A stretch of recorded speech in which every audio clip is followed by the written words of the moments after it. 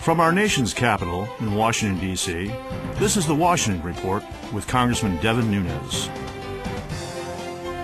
From the Central Valley of California to our nation's capital in Washington, D.C., staying informed with the forces that shape public policy.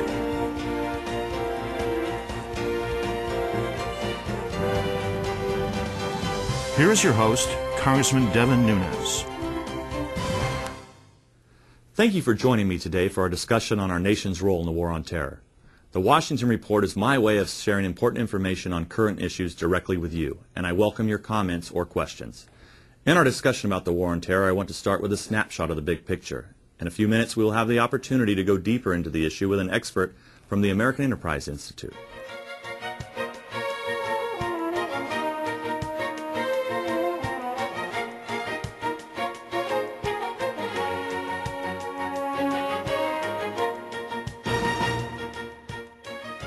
To begin our discussion, it's important to recognize that we are a nation at war with radical Islam. This is not a theory or an opinion, it is fact. Militants have openly declared their intentions for more than a decade. Bin Laden declared a religious decree against the United States in 1998. In it, he explained that civilians, including children, were appropriate targets and must be killed. Other decrees have been issued by militant Islamic clerics calling on the destruction of the United States and our allies. These radicals are not seeking to simply expel Americans from the Middle East. They are seeking to destroy our way of life. Freedom and Western values are incompatible and offensive to radical Islam. Secondly, Al-Qaeda views Iraq as a central front in the war on terror.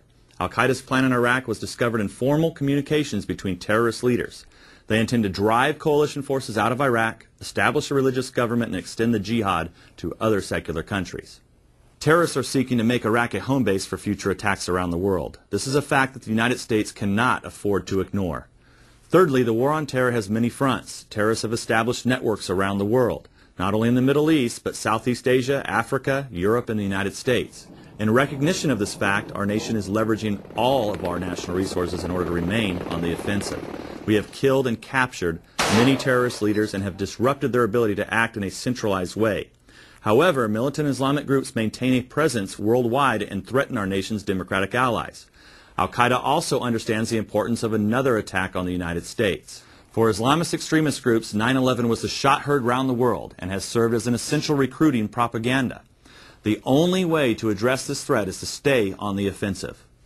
My final point distinguishes true leadership from political expediency of pandering.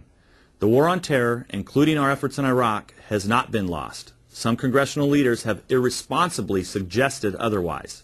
Thanks in part to a small but vocal band of activists, many liberal legislators have endorsed surrender in Iraq and negotiations with Islamic radicals. Such an approach would require us to reject the advice of our nation's military, intelligence, and law enforcement officials and substitute the opinions of uninformed political activists. When pressed for their plan to protect our nation, MoveOn.org, Code Pink, and other extremist groups regurgitate a litany of gross distortions, unsupported emotional rhetoric, disdain for the military, and appeal for peace at all costs. In sharp contrast, I and other leaders in Washington are fighting to defeat terrorism and maintain our preemptive national security strategy. We believe the war on terror is not only real, but will require a long-term commitment and will be the defining conflict of this century. The simple truth is that the war will not end even if we abandon our allies around the world. In fact, such a decision would embolden terrorists and their supporters. Before we move on to our guests, I think it's important to share with you that I have witnessed firsthand the amazing work of our military. I have been to Iraq 3 times and have recently traveled to Afghanistan and Pakistan to evaluate our intelligence and special operations activities. Our soldiers understand they are fighting a war that our nation cannot afford to lose. We should all be proud of their efforts.